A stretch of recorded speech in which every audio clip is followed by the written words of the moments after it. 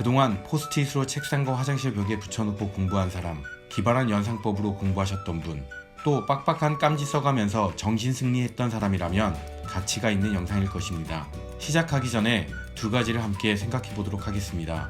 첫째, 생각과 달리 우리는 모두 평범한 인간입니다. 학생들은 영어 단어 얘기만 나오면 단어 암기하는 것 너무 어렵고 발음도 잘 모르겠고 외워도 계속 까먹고, 지금 이 영상을 듣고 있는 여러분은 어떤가요? 10분이면 100단어 금방 외우고 한 번 본 건 절대 안 잊어버리고 비슷한 단어가 나와도 단박에 알아맞히고 막 그런가요? 개인별로 어느 정도의 차이는 있겠지만 우리 대부분 비슷하게 잊어버리도록 프로그램 되어 있는 평범한 인간입니다. 우리가 알고 있는 똑똑한 그 친구는 머리가 좋아 잘 기억하는 게 아니라 우리보다 좀 일찍 오랜 시간 동안 정리하고 연습하고 노력해서 반복이라는 과정을 거쳤고 많이 익숙해졌기 때문에 나름의 기술이 생겼거나 최적의 방법을 터득한 거예요. 우리의 평범함을 증명할 유명한 연구가 있습니다. 100년도 더 된 이 실험의 요약은 대략 이렇습니다.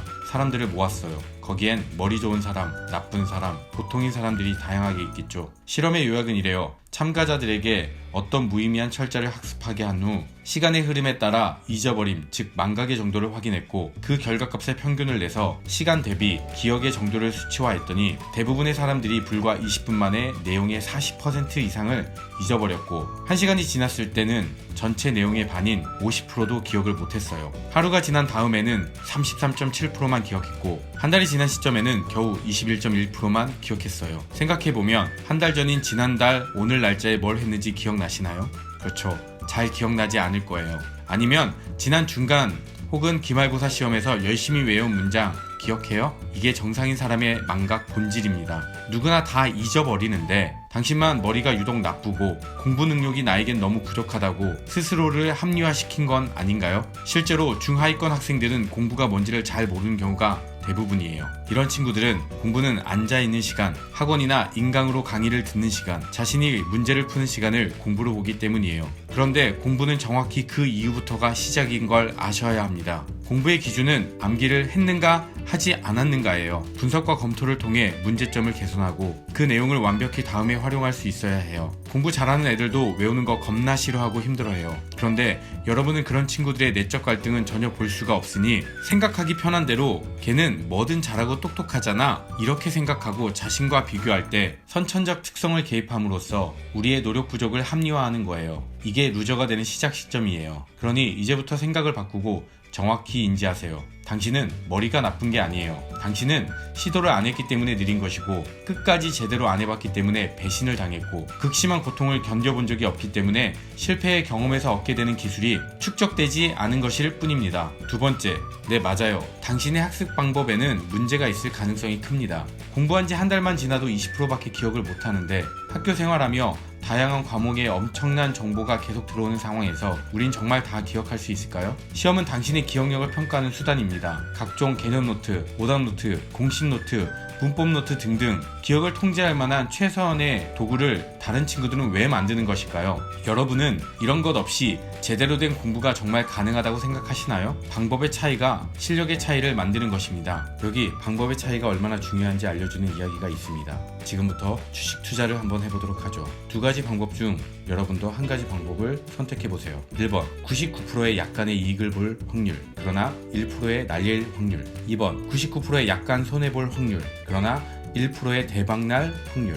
어떤 것을 선택하셨나요? 대부분 1번을 선택했을 거예요. 실제로 많은 사람들이 그렇게 성공하기도 합니다. 단 우리가 사는 세상에 특별한 사건이 없다는 가정하에서는 말이죠. 문제는 여기에 아무도 예상하지 못한 외부적 변수와 영향이 있다는 것입니다. 2001년 미국에서 9.11 테러라는 엄청난 일이 벌어졌습니다. 미국의 주식시장은 거래 정지가 일어났고 주가는 곤두박질 쳤죠. 9.11 테러는 우리나라에게까지 1997년에 IMF 사태와 같은 수준의 주가 하락을 또다시 경험하게 했습니다. 그러나 이후부터 대한민국 코스닥 시장은 이듬해 3월까지 100% 성장이라는 기록을 세웁니다. 결과적으로 안정적 투자 방식의 1번 빅터는 엄청난 손실의 파산 지경이 되었고 이번에 나심 탈레브는 엄청난 부자가 되었다는 일화가 있습니다. 나심은 여러 실패를 겪으며 다양한 분석과 공부를 통해 주식시장에는 일정한 패턴이 존재한다는 것을 알게 되었습니다. 그게 언제 어떤 식으로는 올지 모르지만 확신했고 손해를 보더라도 조심스럽게 계속 투자하면서 실력을 키웠어요. 그런데 얼마 후 전 세계를 공포에 빠뜨린 영화 같은 일이 진짜 벌어진 것이죠. 누가 감히 비행기를 납치해서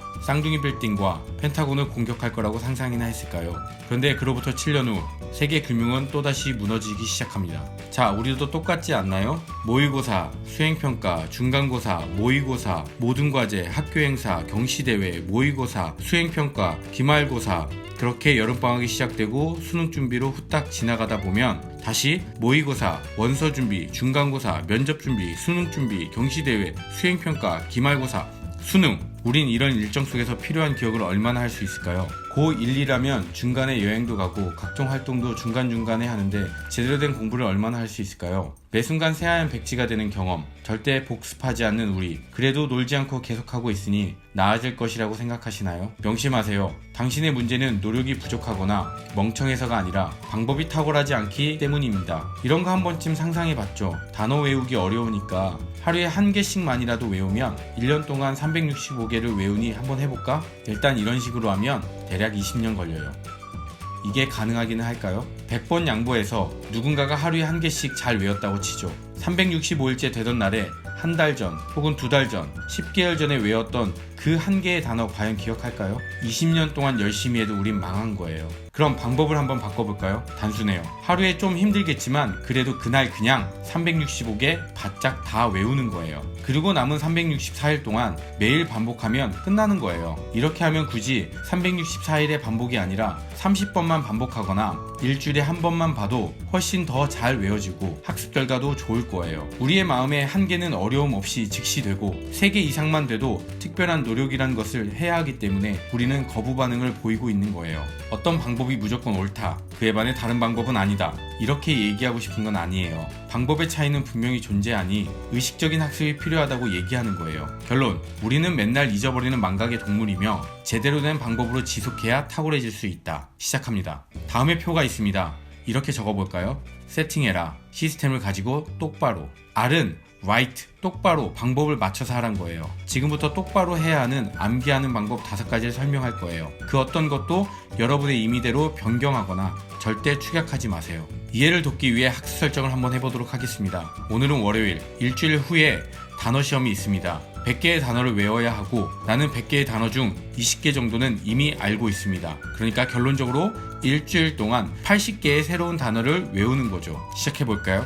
외우는 방법 1번, 아는 것과 모르는 것을 정확히 구별해라. 내가 외워야 할 학습 범위의 단어를 절대 쭉 훑어보지 마시고 바로 뜻을 가린 다음에 내가 단어 맞추기 게임 한다고 생각하고 100개의 단어 중에서 내가 모른다고 생각하는 단어에 V 체크를 하면서 구분합니다. 이때 반드시 연필로 체크해주세요. 이렇게 이야기하면 정말 10명 중에 9명은 아무 생각이 없고 제가 원하는 대로 하지 않아요.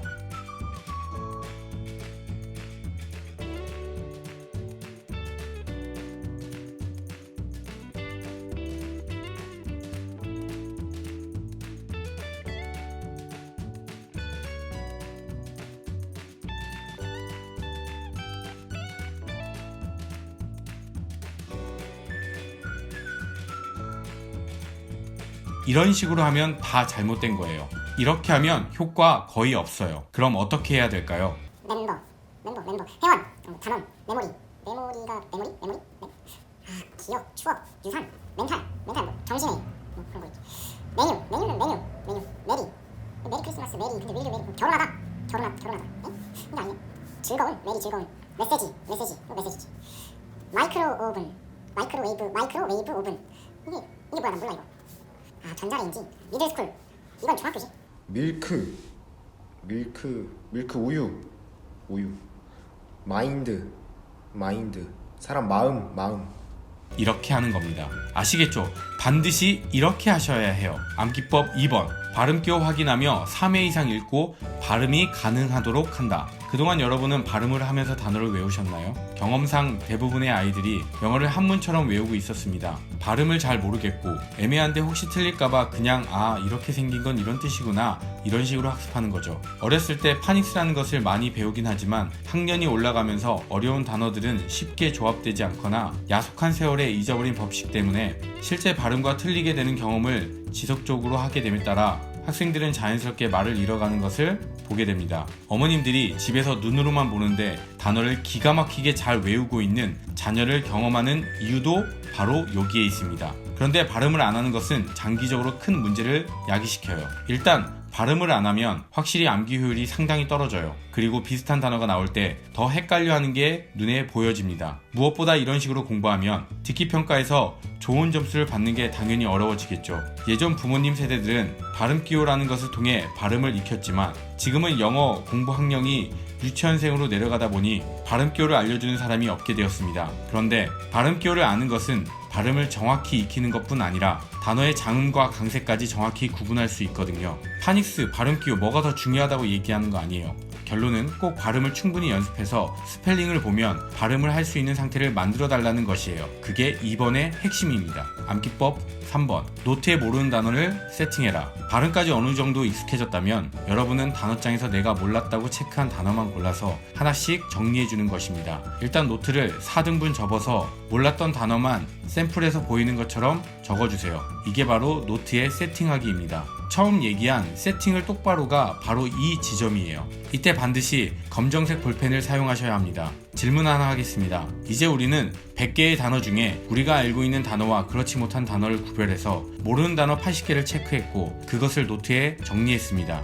그럼 일주일 후에 있을 시험을 앞두고 앞으로 20개의 단어는 우리가 볼 필요가 있을까요? 맞아요. 이제 그 단어는 완벽히 잊으셔도 됩니다. 찜찜하신가요? 그럼 여러분은 제대로 하지 않은 것입니다. 찜찜한 것 없이 완벽하다면 이미 그 단어는 장기 기억된 단어일 확률이 높고 한 번 더 봤기 때문에 최소 6개월은 더 기억할 테니 혹시나 걱정은 마시고 과감히 버려주세요. 그러니 처음 체크할 때 제대로 해야 하는 것이 아주 중요합니다. 뭔가 애매한 단어 다 체크하는 겁니다. 참고로 세팅하는 시간은 암기하는 시간이 아닙니다. 음악을 들으면서 차분히 노트에 깔끔히 정리하세요. 가능하면 모든 뜻을 써가면서 글씨 똑바로 써주세요. 암기법 4번. 세팅한 날 80% 이상 암기하세요. 1번부터 3번까지는 일주일 후에 있을 시험을 생각하면 굳이 하지 않아도 되는 행위입니다. 그러나 우리는 결전의 그날을 위해 반드시 해야 함을 기억하시고 1번부터 4번까지는 미션이 주어진 첫날 월요일에 다 끝내는 것이 베스트입니다. 늦어도 2-3일 안에는 끝내셔야 합니다.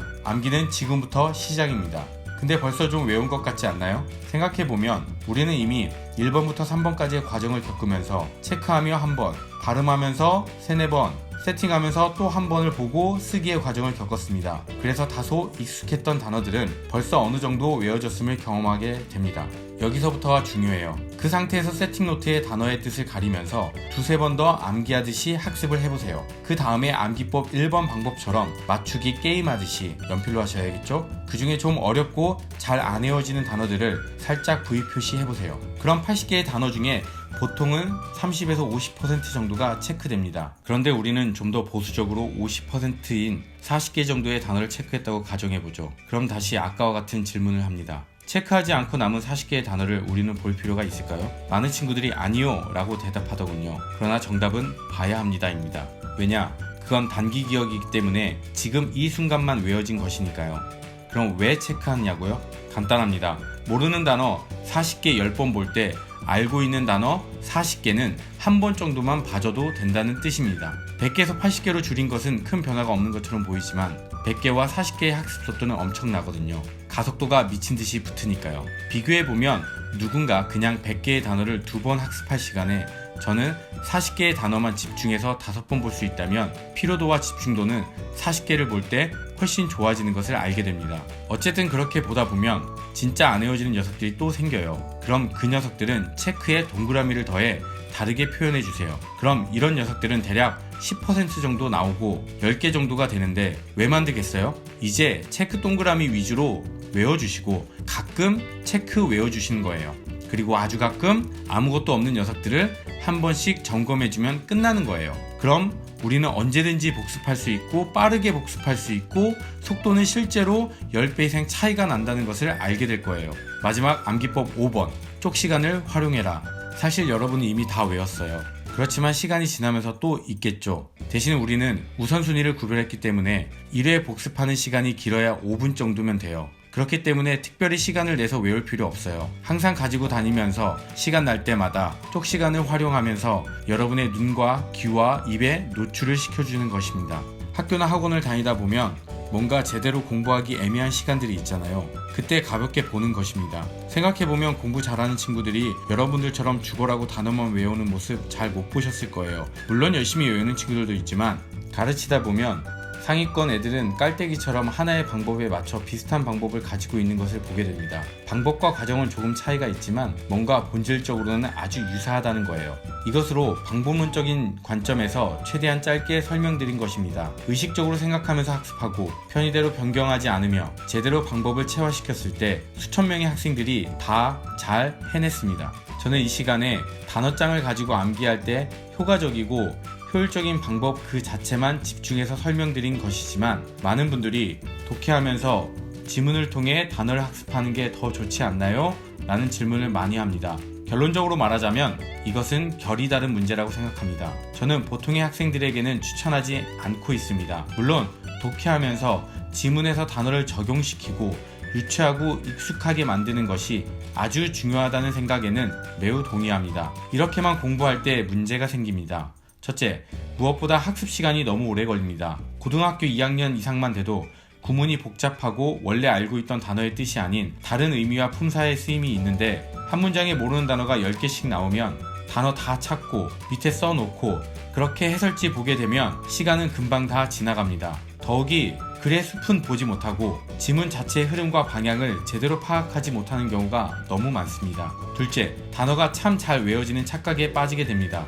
해석이 되고 몰랐던 단어도 문장에서 깔끔하게 이해가 되다 보면 그 단어가 머리에 각인된 것 같지만 현실은 전혀 그렇지 않고 거의 전혀 기억 못하는 경우가 다반사입니다. 물론 장점도 있습니다. 확실히 문제풀이하는 감은 좋아집니다. 적은 정보로 답을 찾아야 하니까요. 이런 친구들 주변에 너무 많습니다. 나중에 단어 공부 제대로 할 때 오히려 점수가 떨어지는 기이한 현상도 심심치 않게 보게 됩니다. 스스로에게 물어보세요. 과거 지문에서 외운 단어 얼마나 기억하시나요? 얼마든지 문장을 통해 공부할 수 있습니다. 보통의 경우 문제가 되는 핵심은 착각의 늪 바로 여기에 있습니다. 이것만 옳다 얘기하고 싶지 않아요. 저는 일단 여러분께 무조건 한 개의 단어장을 정하고 그걸 10번 이상만 돌리면 무조건 그 다음부터는 탄탄대로라고 감히 말씀드릴 수 있습니다. 세상에 쉬운 것 편한 것만 선택해서 남다르고 뛰어나게 성장할 수 있는 방법은 절대 없습니다. IQ 이딴 거 필요 없어요.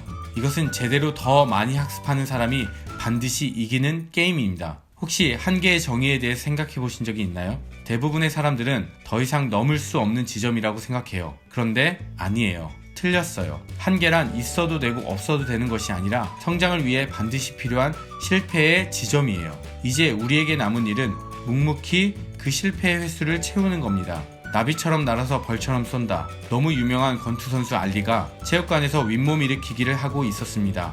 그때 한 기자가 묻습니다. 당신은 윗몸 일으키기를 몇 개나 하시나요? 알리가 대답합니다. 모릅니다. 저는 아픔이 느껴지기 전까지 숫자를 세지 않습니다. 이게 바로 열심히 하는 사람의 태도입니다. 고통은 성장에 필수적이며 고통 이전에 노력에 집착하지 마시고 이제 실패하세요. 그리고 성장하세요. 긴 영상 시청해주셔서 여러분 감사합니다.